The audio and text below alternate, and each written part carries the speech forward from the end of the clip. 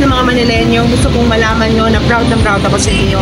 Dahil sa pag-ikot ko sa bawat barangay dito sa Maynila, nakita ko ang puso ninyo at nakita ko ang totoong kailangan nyo ay kalinga mula sa mga tao sa gobyerno. At yan po ang ibibigay namin ni Yorme at Kenchi Atienza sa inyong lahat dahil kayo ay importante sa akin. Dahil sabi ng Panginoon, lahat tayo pantay-pantay. At dahil palagi Manila, God first.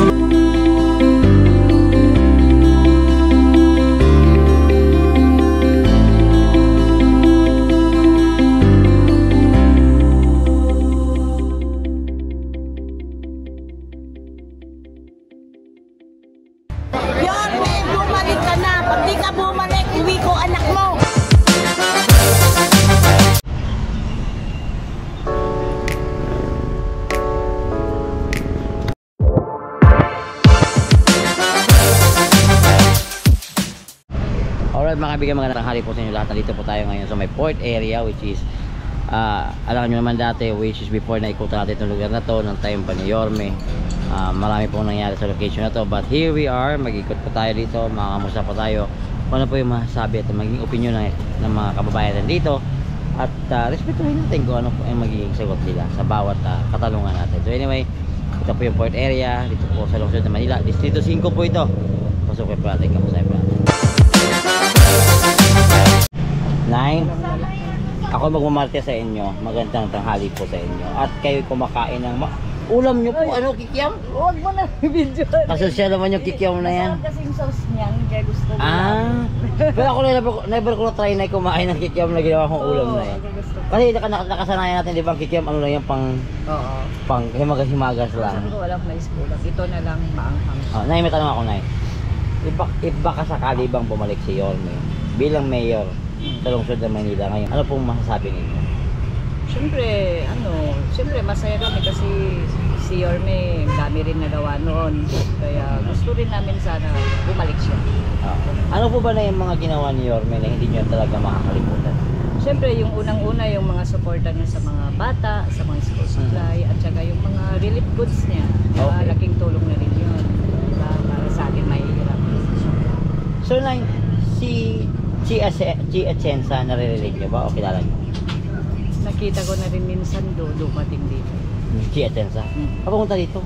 Oo, nakapunta yun dito. Oh, so ano po masasabi niyo sa kanya if siya yung magiging kapartner ni Yorme? Medyo okay naman siya, pero ewan ko lang, basta minsan lang kasi yung nakita ko. Pero medyo mabait naman siya sa tingin natin. Medyo. Okay. Ngayon na yung oras na to, busy Yorme pala nakatambay dyan sa gilid lang. Tapos bigla kanya kakausapin ng personal. Wow. Ano ang gusto mong sabihin sa kanya na galing sa'yo? Siyempre, unang-una magpapasalamat din ako sa mga natulong niya. Kasi yung mga anak ko nagkantamit din ng mga galing sa kanya. Magpapasalamat din. Ayun. May gusto ka bang sabihin kay Yorme ngayon? Sana, Yorme, babalik ka bilang mayor. At saka, gawin mo uli yung dati. Mas higitan mo pa. Ay, maraming salamat po. Thank you po. Ate, pwede ba ako makipagmarte sa'yo? If baka sakali bang babalik si Isko Moreno bilang mayor dito sa lungsod ng Manila, ano naman ang magiging opinion mo? Ano masasabi mo? Sa akin, okay lang po naman na siya makakabalik po siya. Kasi okay naman po siya eh. Maganda naman po yung hangarin niya nung siya pa yung mayor po. Alam naman po natin yun. So, ano yung mga bagay na hindi mo nakalimutan na ginawa ni Isko sa Manila? Yung ano po, diba, COVID po yun, COVID-19. Lagi po siyang lagi pong may tawag nito, may pinamimigay siyang mga ayuda. Okay. So, ngayon oras na to, dito tayo ng Martisan ngayon. Si Yorme biglang bumaba dyan, bigla ka nilapitan. Kinausap kayo ng personal. Anong sabihin mo sa kanya? Sa Manila? Opo, makabalik po siya sa Manila. Bakit? Gusto ko po yung niya, yung pamamalakad niya. Natutuwa ka doon na ginagawa. Ano po bang natulong ni Yorme sa inyo? Yung yung bahay-bahay po, nagbibigay siya ng 1,000 nung COVID-19 po kasi. Sana all? At saka malinis po yung paligid. Ay, yung paligid, yung mga basura, nagawa niya po yung ano, yung katulad ng may mga tulay. Wala ka kung gaano makikita ang mga basura. Sa mga vendors katulad mo. Ano yung mga bagay mga na vendor kasi medyo maano po siya, di ba? Yung stricto? stricto po siya. Pero tama naman din yun para din po yun sa kalinisan ng mga ano. Diba? Kasi kung ikaw vendors, tingin mo ba naman talaga parang pangit naman ang dumi ng paligid mo, di ba? Opo. So, yun, maganda po yung ano niya kasi katulad ng sa Divisoria, di ba? Nalinis niya po yun ng maayos. Wala na pong amoy, mga ganun. Pero ngayon parang bumalik po yung amoy. parang dumumi naman po eh. So, Siyempre. dati yung amoy na wala, pero natira kilikili, amoy na lang natira. Kasi tiga-tiga. Gusto ko pa talaga siya.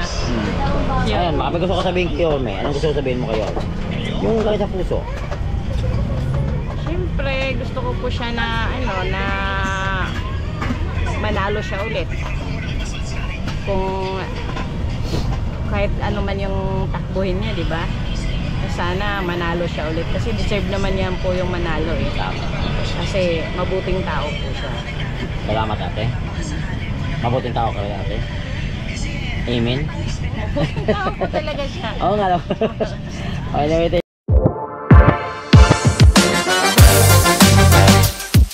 Isa pala kayong Tausug, taga Zamboanga Opo. City. Ano po? Nay, bilang isang Muslim, Islam, ano pang mga bagay na ginawa ni Yorme para sa inyo? Na, korekto, na hindi nyo makakalimutan. Nga pala. Yun Ano din. masabi mo doon? Malaking tulong na rin yun para sa amin. Siyempre yung Taguig, di ba, karamihan Muslim doon, puno na rin yun. So malaking tulong din sa amin yung ginawa ng cemetery. So natuwa kayo na meron kayong establishment sa Manila. Oo, siyempre po. Hindi lang Taguig, di ba? That's it. Thank you nanay ha.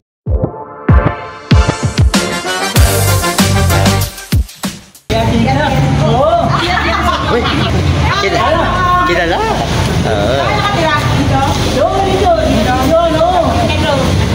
Mag-hi kayo! Yan! So guys, may imamarites ako sa inyo. Ang mga Manilenyo, mababait na tao yan. Kaya dapat pinapakain natin at inaalagaan. Nilito at Tienza! Ang ganda naman. Kasi ganda nyo lang na. Right? Hindi. Matanda na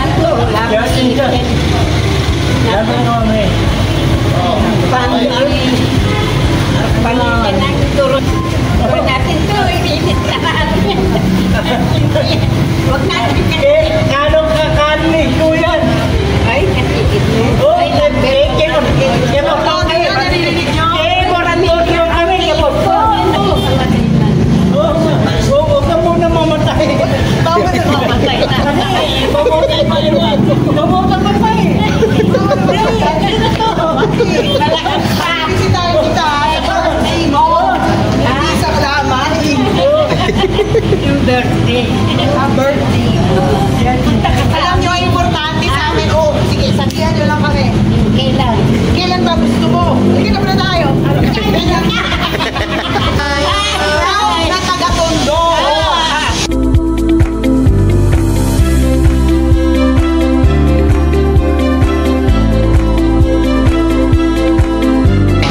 Para po sa lahat ng mga Manileño, gusto kong malaman nyo na proud ako sa inyo. Dahil sa pag-ikot ko po sa bawat barangay dito sa Maynila, nakita ko ang puso ninyo at nakita ko ang totoong kailangan nyo ay kalinga mula sa mga tao sa gobyerno. At yan po ang ibibigay namin ni Yorme at Kenshi Atienza sa inyong lahat dahil kayo ay importante sa akin. Dahil sabi ng Panginoon, lahat tayo pantay-pantay. At dahil palagi, Manila, God first.